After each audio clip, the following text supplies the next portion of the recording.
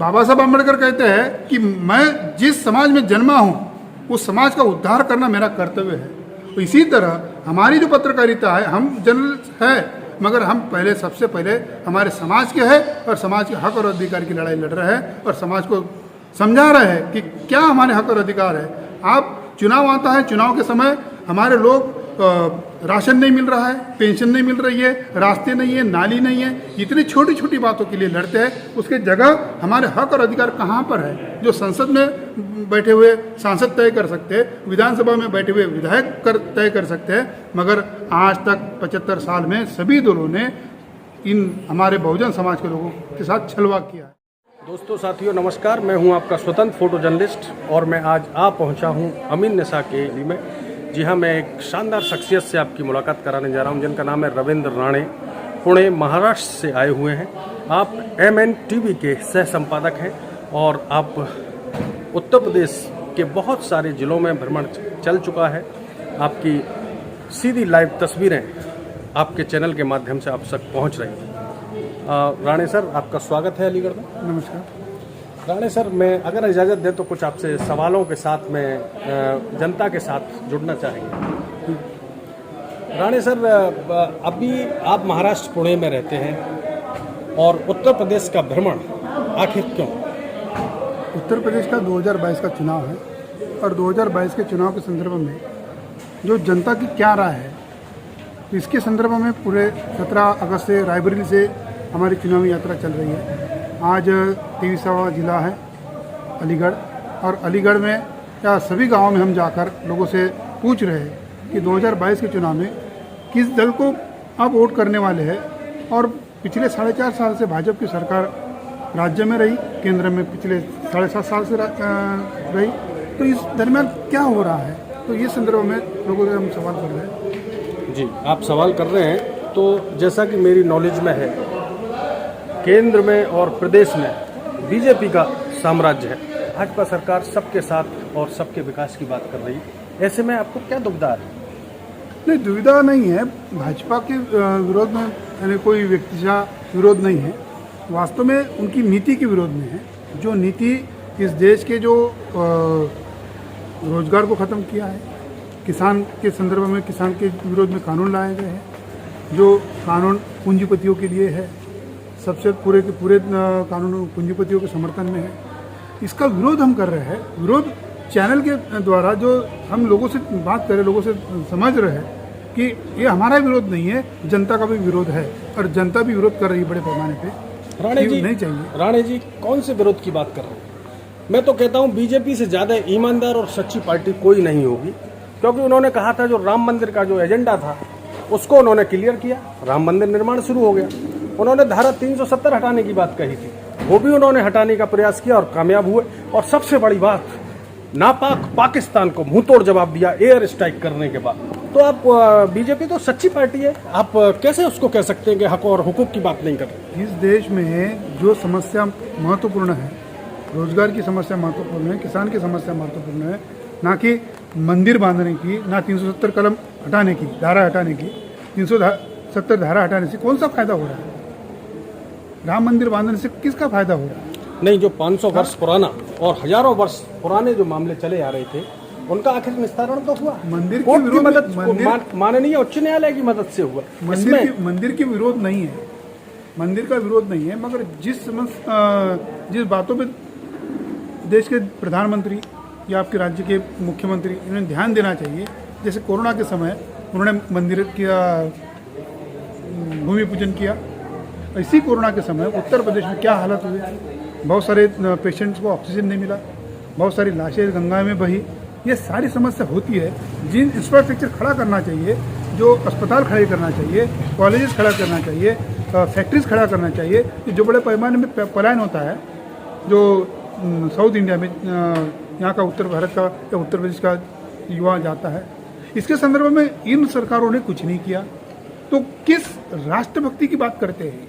आपने कहा कोविड के समय देश महामारी से जब जूझ रहा था तो शोषित, वंचित, पीड़ित और मजदूर, मजलूम लोग परेशान हो रहे हैं, यही कहना चाह रहे हैं? हाँ।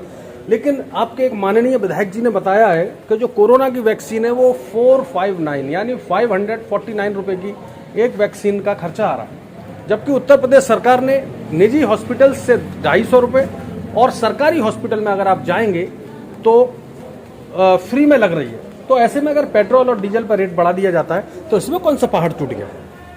देखिए, देश के नागरिक का स्वास्थ्य का ध्यान देना ये सरकार की पहली ज़रूरत है, क्योंकि भारत का संविधान कहता है कि ये देश कल्याणकारी संविधान है और उन्होंने फ्री वैक्सीन दिया, कोई बड़ा काम नहीं किया है। जैसे अमेरिका हो, बड़े बड़े देश है, वहाँ पर भी फ्री वैक्सीन हुआ है तब। और इसकी एडवर्टाइज करना, बड़े बड़े अपने फ़ोटो लगाना, वैक्सीन देकर बड़े बड़े फ़ोटो छिपकाना, इससे कोई बड़ा काम नहीं होता है। जो शिक्षा महत्वपूर्ण है, जो अस्पताल महत्वपूर्ण है, फैक्ट्रीज महत्वपूर्ण है, इस पर ध्यान क्यों नहीं दे रहे हैं? आपने बात बताई, विकास की बात करेंगे तभी हम अच्छी सफल राजनेता हो सकते हैं, यही कहना चाहते हैं। लेकिन सर, अगर हम विकास की बात करें तो आपने कहा ठीक है विकास होना चाहिए, हम भी सहमत हैं आपकी बात से, लेकिन ये जो बीएसपी, सपा और बीजेपी सब ने कार्ड खेल दिया ब्राह्मणों का, इस पर आप क्या कहना चाहते हैं? ब्राह्मणों का कार्ड जो खेलना शुरू किया है, कांग्रेस ने भी खेलना शुरू किया है, बीजेपी ने खेलना शुरू किया, समाजवादी पार्टी ने शुरू किया। ये समाजवादी पार्टी हो, बहुजन समाज पार्टी हो, कांग्रेस हो, भाजपा हो, जो ब्राह्मण सम्मेलन ले रहा है, ब्राह्मण सम्मेलन लेने का मकसद क्या है? जैसे बहुजन समाज पार्टी ने उसे प्रबुद्ध वर्ग कहा गया है, तो बहुजन समाज पार्टी की जो राष्ट्रीय सुप्रीमो है, राष्ट्रीय अध्यक्ष है मायावती, क्या बाकी बहुजन समाज के लोग निर्बुद्ध है? प्रबुद्ध सम्मेलन लेकर ब्राह्मणों को प्रबुद्ध कहती है। तो इनका एक इतिहास है कि वो कहते हैं कि 13%, 12-13% ब्राह्मण उत्तर प्रदेश में है, और उत्तर प्रदेश के जो ब्राह्मण हैं, ये ब्राह्मण बसपा को वोट देंगे, समाजवादी पार्टी को वोट देंगे। मगर वास्तविकता ये है कि 2007 की बात बताए कि 2007 में 40% ब्राह्मणों ने बहुजन समाज पार्टी को वोट दिया था और 60% ब्राह्मण भाजपा में था। 2012 में यही ब्राह्मण 40% ब्राह्मण समाजवादी पार्टी को वोट दिया और 2000 उसी समय भाजपा के लोग भी 60% जो ब्राह्मणों के वोट लेकर थे। इसका मतलब ब्राह्मणों का जो बेस वोट 60% सपा बसपा के राज में था, एक ही था, और 2017 के चुनाव में जो 40% ब्राह्मण था वो ब्राह्मण टोटली भाजपा में चला गया है। अब ये कोशिश कर रहे हैं बहुजन समाज पार्टी के लोग, समाजवादी पार्टी के लोग कि हमें वोट मिलेगा। वास्तव में ब्राह्मण का वोट अब शिफ्ट हो गया है वो अपनी पार्टी में। जैसे 1989 के पहले जब यहाँ पे उत्तर प्रदेश में कांग्रेस की सरकार होती थी, उस समय ब्राह्मणों का वोट कांग्रेस को हुआ करता था। मगर जैसे मंडल की राजनीति शुरू हो गई, मंडल की राजनीति में ये ब्राह्मण का वोट भाजपा की तरफ शिफ्ट होना धीरे धीरे होना शुरू हो गया। आज 90% ब्राह्मण भाजपा के में है और कतई ब्राह्मण बहुजन समाज पार्टी को, समाजवादी पार्टी को वोट देने वाला नहीं है, कांग्रेस को देने ही वाला नहीं, कांग्रेस से निकलकर भाजपा में शिफ्ट हो गया है। नहीं, भाजपा आप कह रहे हैं कि ब्राह्मणों का जो मत है वो बीजेपी में शिफ्ट हो चुका है। कांग्रेस के वरिष्ठ लीडर सलमान खुर्शी साहब से बात हुई थी, उन्होंने स्पष्ट किया था कि हम उसी चेहरे को प्रधानमंत्री बनाने की कोशिश करेंगे जो 100 से ज़्यादा सीट लेकर आए। तो इसमें तो सारी ब्राह्मणवाद या पंडित जी या ठाकुर साहब वो सब विलुप्त होते नजर आ रहे हैं, ये तो सब एक होते चले जा रहे हैं। नहीं, सवाल दोहरा है। कांग्रेस, सपा, बसपा, अन्य सैकड़ों पार्टी एक होकर चुनाव लड़ने वाली है बीजेपी को हराने के लिए, तो ऐसे में इनके नियम और कानून कहाँ चले गए? उनके नियम और कानून उनके तहत है। किसी भी हालत में कांग्रेस, सपा, बसपा आज की तारीख में कभी एक आने वाले नहीं है। उन्होंने समाजवादी पार्टी ने क्लियर कर दिया है कि हम गठबंधन करने वाले नहीं हैं। बहुजन समाज पार्टी ने भी कह दिया, मायावती ने कह दिया कि हम गठबंधन करने वाले नहीं हैं। तो किस हालत में वो 100 सीट ला सकते हैं और प्रधानमंत्री पद का दावेदार कैसे बना सकते हैं? क्योंकि आज उत्तर प्रदेश में 80 सीटें लोकसभा की सीटें हैं और 80 सीटें बड़े मायने करके देश की राजनीति में बदलाव करती हैं। ऐसे कहा जाता है कि दिल्ली की गाड़ी एक तो झांसी से जाती है, एक तो लखनऊ से जाती है। तो अभी तो लेकिन फिलहाल सर, नहीं दिखाई देता है, क्योंकि लखनऊ- इनका गठबंधन होना नहीं है और ये सारे बंटवारे हो लेकिन जाएगा। सर लखनऊ और झांसी उत्तर प्रदेश में ही है, जो दिल्ली जाता है रास्ता। तो दिल्ली जो केंद्र की जो राजनीति तय करता है, कहने का मकसद है कि यहीं से राजनीति बड़े पैमाने में स्ट्रांग होती है। जैसे बिहार है, उत्तर प्रदेश है, बड़े बड़े जो स्टेट है, तो तीसरा नंबर महाराष्ट्र है। ये 3-4 राज्य है जो देश की राजनीति तय करता है। भारत में किसान आंदोलन लगातार 9-10 महीने से चल रहा है और अब वो मुखर भी होता जा रहा है और हाथापाई पे भी किसान और पुलिस आती है। ऐसे पे पेट्रोल बढ़ना, सरकार ने कहा है कि हम देश के हित के लिए किसानों के प्रदर्शन को झेल लेंगे, लेकिन हमने जो नियम और पॉलिसीज़ बनाई है किसानों के हित के लिए उसको हम वापस नहीं करेंगे। इस पर आप क्या कहना चाहते हैं? नरेंद्र मोदी और नरेंद्र मोदी की सरकार इगोइस्ट है, अहंकारी है। उन्होंने तय किया है कि अदानी अंबानी का फायदा कैसे हो जाए, क्योंकि 2014 के चुनाव के समय उन्हें बड़े पैमाने पे फंडिंग अदानी अंबानी जैसे पूंजीपति लोग देते हैं। जब 300 करोड़ रुपए 2014 के चुनाव के समय इन पूंजीपतियों ने दिया, उसका रिटर्न तो करना होगा। 300 करोड़ की जगह 300 करोड़ तो नहीं देना है, 300 करोड़ की जगह 600 करोड़ 900 करोड़ वापस करना है। और जब ये उसी समय प्लान बना हुआ था और उसी समय उन्होंने तय किया था कि जो कृषि है, खेती है, वो किसानों की जो खेती है वो पूंजीपति को बेचेंगे, तो इसीलिए वो पीछे हटने वाले नहीं है, चाहे उत्तर प्रदेश का चुनाव हारे या जीते। नहीं, हारने का तो सवाल ही नहीं बनता, क्योंकि बीजेपी सरकार ने स्पष्ट कह दिया है कि सबका साथ सबके विकास की पॉलिसी पे हम काम कर रहे हैं, इसलिए वो हारने की तो बात ही नहीं कर सकते। आप किस आधार पर कह रहे हैं कि सबका साथ सबका विकास कैसे होगा, जहाँ पर यहाँ पे अनुसूचित जाति के लोगों की पिटाई होती है, लड़कियों पे बलात्कार होता है, हाँ, पिछड़ों को उनके हक और अधिकार से दूर है, मुसलमानों का मॉब लिंचिंग होता है। हाल ही में 15 दिन पहले कानपुर में एक रिक्शे वाले को पीटा गया, मध्य प्रदेश में इंदौर में एक चूड़ी वाले को पीटा मॉब लिंचिंग के तहत। क्या सबका साथ सबका विकास किस आधार पर कहते हैं? अलीगढ़ में अकराबाद में जो दलित महिला का बलात्कार हुआ, तो उसकी स्लाइड ली जाती है मगर पुष्टि नहीं होती है। जैसे आपके अलीगढ़ के बाजू में हाथरस है, हाथरस में मनीषा वाल्मीकि पर बलात्कार हुआ, उसे कहा जाए कि उसके तोड़ा गया हाथ पैर, मुंह जीभ काट दी और उसकी हत्या कर दिया और रातों रात पुलिस ने उसको जला दिया। क्या आप उत्तर प्रदेश की मेडिकल व्यवस्थाओं पर क्वेश्चन मार्क लगा रहे हैं? हाँ, स्वास्थ्य जो पहले कहा, जो स्वास्थ्य जो सेवा है, जितने भी राजनेता है, जो विधायक हो, सांसद हो, जो प्रशासकीय अधिकारी है, ये सरकार के चमचे बने हुए हैं, दलाल बने हुए हैं, तो कैसे होगा ये सारी समस्या इसी वजह से बनी हुई है। और आज जो उत्तर प्रदेश का जो विकास है वो दिनों दिन गिरता जा रहा है। जो उत्तर प्रदेश देश का सबसे बड़ा राज्य है, आबादी में सबसे बड़ा राज्य है, ये नहीं हुजूर, कैसे गिर रहा है? अभी मुख्यमंत्री जी आए योगी जी, और 14 तारीख को माननीय मोदी जी आ रहे हैं और एक बहुत 100 एकड़ जमीन पर एक विश्वविद्यालय की स्थापना हो रही है। आप कह रहे हैं कि स्तर गिर रहा है? अभी चुनाव आने के पहले 6 महीने पहले अभी उनकी ये घोषणा चल रही है, तो 4.5 साल क्या कर रहे थे मोदी जी? क्या कर रहे थे? जैसे उनका जो लोकसभा क्षेत्र है, जो वाराणसी है, वो कहते थे कि मैं उसे क्योटा बनाऊंगा, क्योटा ने कुछ भी नहीं बना है। ये सारी समस्या बनी हुई है कि चुनावी जुमले हैं। जैसे 15 लाख का एक जुमला था, अमित शाह ने कहा था कि हमारा वो जुमला था, इसी प्रकार के जुमले हैं चुनाव जीतने के लिए, दूसरा कुछ नहीं। राणे जी, आपके चुनाव जीतने के जुमले हैं, हर व्यक्ति जुमले चला रहा है।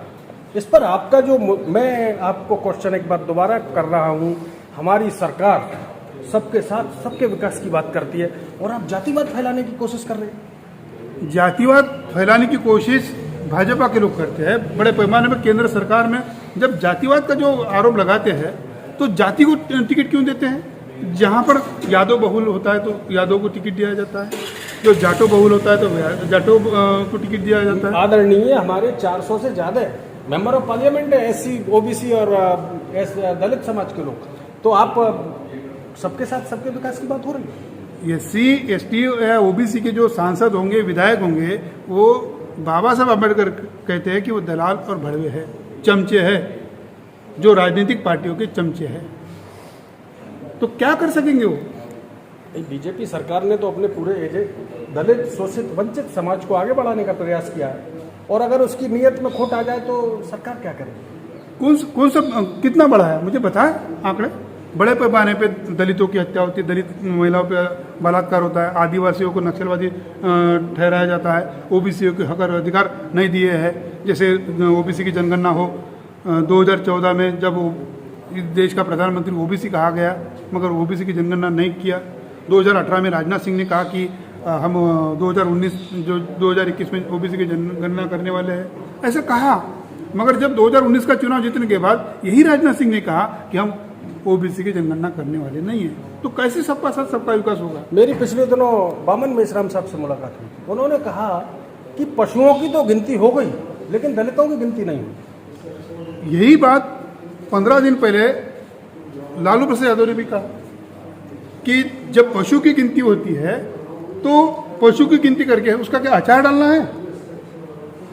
जब इस देश में जो नागरिक है, सबसे बड़े नागरिक है, जो एससी हो, एसटी हो, ओबीसी है या सवर्ण जाति के लोग हैं, सभी की जनगणना होनी चाहिए, गणना होनी चाहिए कि कितने सवर्ण हैं, कितने उनके पास नौकरियां हैं, कितने ओबीसीओ के पास नौकरियां, कितनी खेतियां हैं, शेड्यूल कास्ट के पास कितनी नौकरियां, शेड्यूल ट्राइब के पास कितनी नौकरियां हैं, ये देखना चाहिए। दूध का दूध, पानी का पानी हो जाएगा।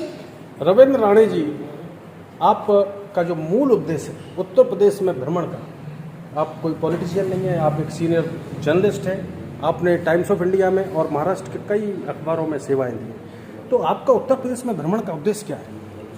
हमारा भ्रमण का उद्देश्य जो है, इस देश में जो एससी, एसटी, ओबीसी और माइनॉरिटी, जनरली उत्तर प्रदेश में कुछ ही जिलों में, जैसे सोनभद्र हो, मिर्ज़ापुर हो, वहाँ पर आदिवासी ट्राइब लोग हैं, अन्य जगह पे आदिवासी लोग नहीं हैं। उत्तर प्रदेश में देखा जाए कि शेड्यूल कास्ट के लोगों की समस्या, ओबीसी के लोगों की समस्या, मुसलमानों की जो समस्या बनी हुई है, पिछले 75 साल में सभी दलों ने किया है, चाहे कांग्रेस हो, भाजपा हो, बहुजन समाज पार्टी हो, समाजवादी पार्टी हो। ये लोग बता रहे हैं। हमारा भ्रमण जब चल रहा है कि लोग समझा रहे हैं कि नहीं नहीं साहब, ये भी सारी पार्टियां ऐसी है, बहुजन समाज पार्टी हो या समाजवादी पार्टी हो, कांग्रेस हो, भाजपा हो, ये तो दोनों जिम्मेवार है, ये भी जिम्मेवार है। ये लोगों से हम समझ रहे हैं, तो इसी भ्रमण का हमारा उद्देश्य है।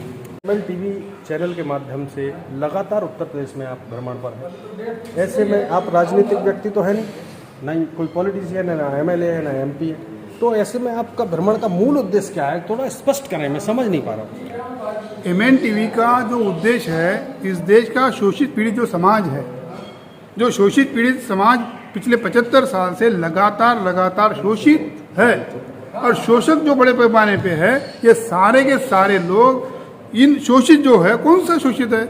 एससी, एसटी, ओबीसी, माइनॉरिटीज के लोग। उत्तर प्रदेश में हो सकता है कि शेड्यूल ट्राइब के लोग कम हो, मगर एससी, एसटी, ओबीसी, माइनॉरिटीज के लोग बड़े पैमाने पे प्रताड़ित है, 75 साल में प्रताड़ित है।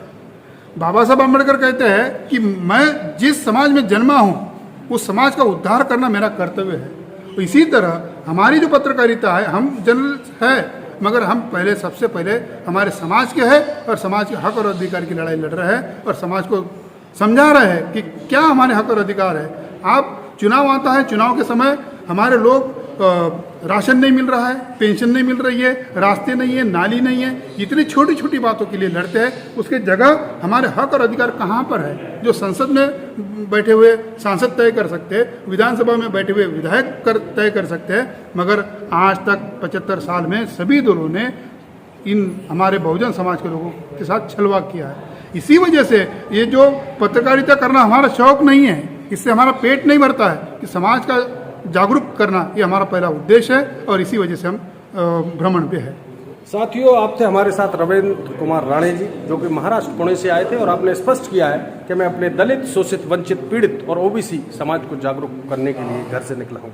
साथियों, इसी आशा और उम्मीद के साथ हम आपसे फिर मिलेंगे कि कुछ बेहतर रास्ता देखेंगे और कोविड में अपने लोगों का ख्याल रखेंगे। जय हिंद, जिंदाबाद।